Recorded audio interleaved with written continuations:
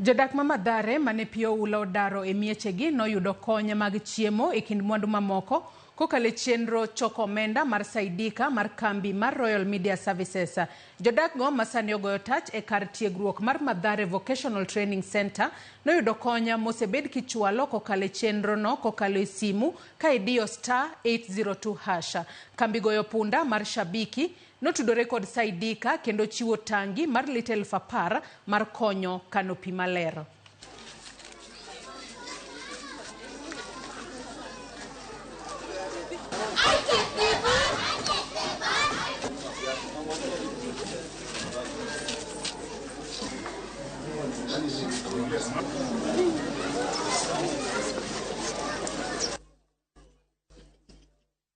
We've been able to impact more than 250 lives collectively by providing them food aid and also by collaborating with other corporate institutions.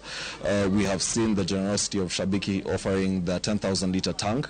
for the effort of them collecting and harvesting water during this period, and also ensuring that the people who are being served within this region and the community have clean and safe storage